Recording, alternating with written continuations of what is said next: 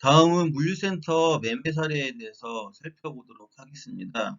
먼저 캡레이 추이에 대해서 살펴보도록 하겠습니다. 캡레이시란 쉽게 말하자면 상업용 부동산에 투자했을 때 1년간 얼마나 벌 수 있는가를 수치로 표현한 것입니다. 캡레이시란 상업용 부동산에 투자했을 때 1년에 얼마나 벌 수 있는가를 수치로 표현한 것입니다. 캡레이트를 구하는 공식은 아주 간단한데요. 구입한 부동산에서 나오는 1년간의 순수익을 구입 가격에서 나누면 됩니다. 그러면 지금부터 캡레이 추이에 대해서 한번 살펴보도록 하겠습니다.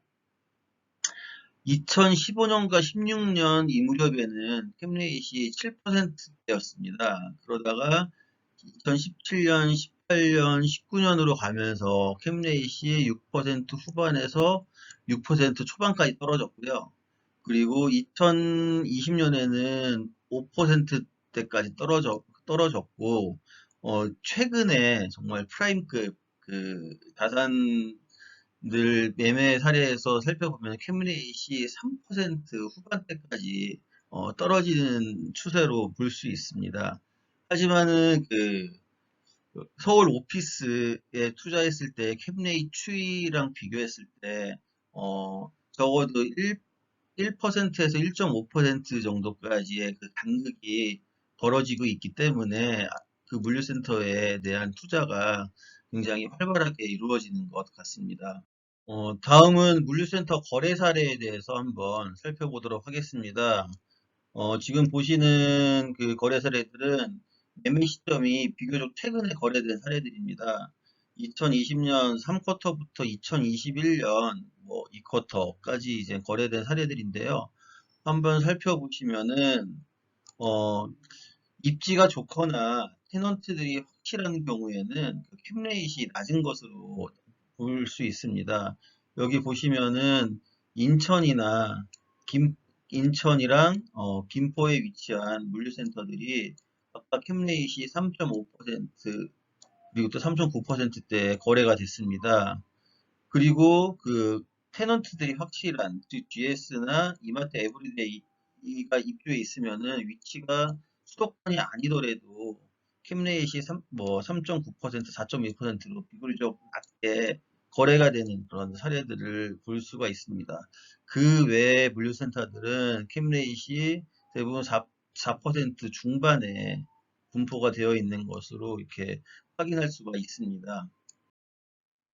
다음은 반복 거래된 사례에 대해서도 살펴보도록 하겠습니다. 어시스트 코리아 물류센터 같은 경우는 2016년에 547억 원에 거래가 됐는데 2018년에는 670억에 거래가 됐고요.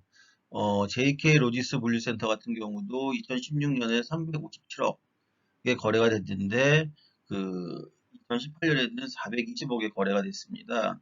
또한 성광물류센터 같은 경우도 2016년에는 560억에 거래가 되었는데 2019년에는 640억에 거래가 됐고 스카이박스 1, 2 물류센터 같은 경우도 마찬가지로 두 차례에 걸쳐서 지금 반복 거래가 되었습니다. 그리고 홈플러스 안성 물류센터 같은 경우도 2014년에는 937억에 거래됐으나 2019년에는 1380억에 거래가 됐고요.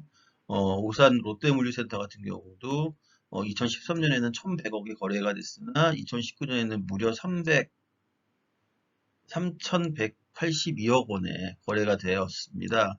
이외에도 용인 브릭 물류센터도 이 두 번에 걸쳐서 이제 거래가 됐었고, 한솔 냉장 같은 경우는, 한솔 냉장 오포센터 같은 경우는 주인이 두 차례가 바뀌었고, 지금 세 번째 주인을 바꾸기 위해서 지금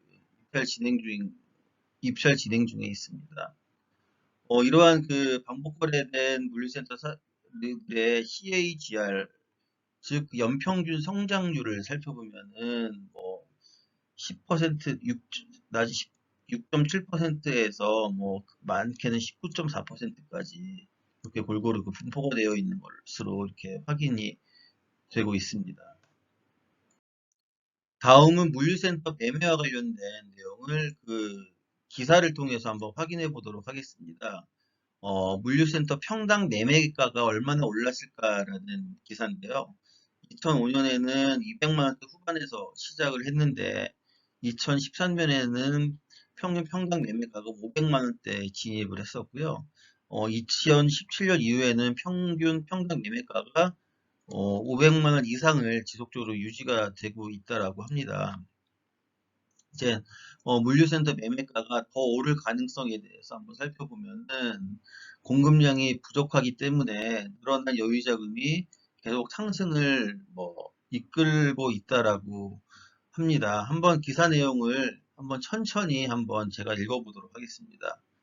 현재 물류센터의 호가 또는 매매가가 높아지는 원인에는 다양한 의견들이 있습니다. 하지만 이 중에서도 첫 번째로 꼽는 원인은 물류센터의 공급 부족입니다.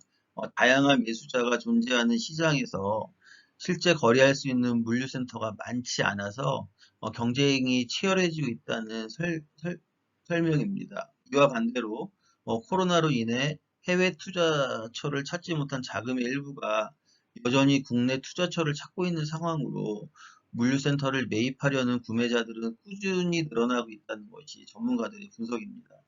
실제로 현재 공급이 예정되어 있는 물류센터는 많지 않고 일부 지역에 몰려 있다는 점도 경쟁을 침해시키고 있는 원인으로 지적이 되고 있습니다. 현재 공급이 예정되어 있는 지역은 인천, 이천, 안산, 용인 등 일부 지역에 국한이 되어 있고 공급 예정량도 인천을 제외하면 많지가 않은 상황입니다. 이천의 경우는 개발 예정인 물류센터들이 다수 존재하지만 인허가의 문제로 물류센터의 규모가 크지 않고 최근 발생된 이천 쿠팡 물류센터 화재로 인해서 인허가의 어려움이 더해질 것으로 보여 실제로 공급될 수 있는 물류센터는 많지 않을 것이란 예측이 나오고 있습니다. 또한 인턴의 경우 임차 수요에 대한 리스크가 큰 지역으로 분류되어 일부 자선 운용사들은 매입 지역에서 제외하고 있어 타 지역에 대한 수요가 늘고 있는 실정입니다. 여기에 코로나로 인한 국내 이커머스 기업들의 성장과 다양한 기업들의 이커머스 시장 진출을 기반으로 한 잠재 임차 수요가 많을 것이라는 점에서 투자 대상으로서의 물류센터의 매력은 더욱 높아지고 있습니다. 실제로 쿠팡은 물류센터를 늘려가고 있는 추세이며 CJ에 대한 도움과 손잡은 네이버, 신세계에 편입되는 이베이 코리아 등이 물류센터를 확장하기 위한 준비를 하고 있는 것으로 알려져 있습니다. 또한 아직까지 뚜렷한 움직임을 보이고 있지 않지만 카카오 또한 잠재 임차 시장의 모멘텀으로 작용하고 있는 상황입니다. 이를 투자자의 입장에서 바라보면 수익을 실현할 수 있는 임차인의 수요가 아직까지도 충분해 물류센터 투자에 대한 메리트를 충분히 느낄 수 있는 상황입니다. 이와 함께 물류센터 개발에 들어가는 건축비가 상승했다는 점도 물류센터의 매매 가격을 높이고 있는 것으로 보입니다. 다음은 물류센터 공급 현황에 대하여 살펴보도록 하겠습니다. 지도에서 이렇게 노란색으로 표시되어 있는 것들은 그 고양시, 경기도 고양시, 경기도 김포시, 인천, 경기도 안산 등 서울 서쪽 지역에 위치한 그 지역에 있는 그 물류센터들입니다. 이 지역에는 2018년부터 2019년까지 전체 8개의 물류센터들이 공급이 되었습니다. 그 지도 동쪽에 주황색으로 이렇게 표시된 것들은 경기도 광주, 경기도 용인, 경기도 이천 등 서울의 동쪽 지역에 위치한 그 물류센터들입니다.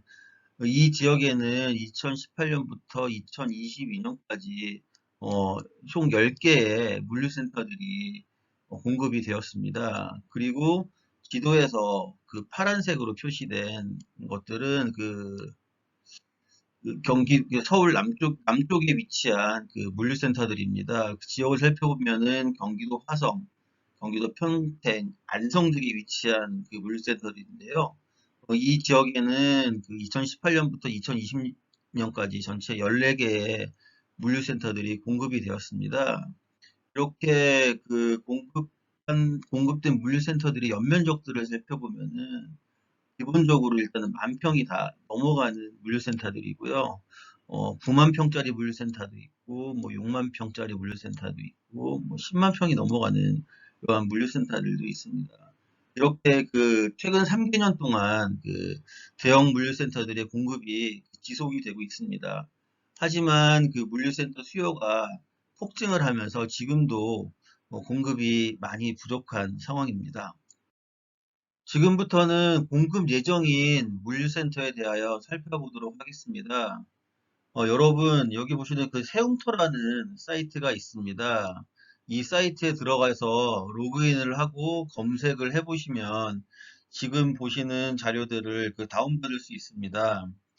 현재 보시는 자료는 경기도 이천에 공급 예정인 물류센터 관련된 부지들입니다. 최근 1년간 건축 인허가를 득한 부지들을 검색한 자료인데요. 현재 착공 중인 물류센터들도 있고, 그 미착공되고 있는 물류센터들도 있습니다. 착공된 물류센터들은 향후 1, 2년 내에 완공이 된다고 볼 수 있고요. 착공이 되지 않은 물류센터들은 3년 내에 완공이 된다고 가정할 수 있습니다. 이랬을 때 이제 2024년까지 경기도 이천시에 완공이 될 물류센터들의 면적은 연면적 기준으로 약 그 30만 평으로 이렇게 추정할 수가 있습니다. 참 그 단순하게 숫자로 놓고 봤을 때는 정말 엄청난 규모의 물류센터 양이라고 볼 수 있겠는데 실질적으로 이 지역에 지금 뭐 2022년 1월 완공 예정으로 그 건축되고 있는 물류센터들 같은 경우는 대부분 그 전체 사용하겠다고 지금 협상 중인 물류센터들이 좀 대부분입니다. 그래서 이제 향후에 제가 보는 관전 포인트들은 이제 과연 향후에 그 이천시나 용인시 이 지역에서 완공되는 물류센터들이 많이 있는데 그 완공되는 물류센터들이 얼마나 빠른 속도로 임대가 완료가 되는지 그게 참 그 관전 포인트로 볼 수 있을 것 같습니다. 마찬가지로 그 세움터 사이트에 들어가서 경기도 용인시 백안면과 남사읍 그리고 그 이동읍을 놓고 그 설정을 한 다음에 최근 1년간 그 건축 인허가를 받은 그 물류센터에 대해서 조사한 자료입니다. 마찬가지로 착공한 물류센터들도 있고 아직 착공하지 않은 물류센터들이 있습니다. 이러한 면적들을 합쳤을 때 마찬가지로 용인시에 2024년까지 공급 예정인 물류센터도 연면적 합계 기준으로 뭐 23만 4,856평, 약 24만 평 정도로 예상이 되고 있습니다. 다음은 그 세움터에서 여주시를 검색한 자료입니다. 여주시 같은 경우는 지금 어, 17만 약 17만 평가량이 2024년까지 그 완공이 될 것으로 그 예상이 되고 있습니다. 이번 3주차 강의에서는 물류센터 시장 조사에 대하여 살펴보았습니다. 우선 물류센터 시장 분석한 자료를 물류 부동산 기업에서 작성한 레포트를 통해서 살펴보았고, 택배 시장에 대해서도 기사를 통해서 한번 정리해서 살펴보았습니다. 그리고 수도권 물류센터 임대료에 대해서는 물류부동산 기업에서 작성한 자료와 물류센터 개발회사에서 IM 자료에 작성한 자료들을 가지고 살펴보았으며, 최근 3개년간 물류센터 공급 현황과 향후 공급 예정인 물류센터에 대해서도 살펴보았습니다. 다음 주에는 물류센터를 개발하기 전에 시행한 물류센터 수요도를 조사한 자료들과 물류센터 개발 컨설팅을 시행하였던 자료들을 가지고 함께 살펴보는 시간을 갖도록 하겠습니다. 여러분 강의 듣느라 대단히 고생 많으셨습니다. 감사합니다.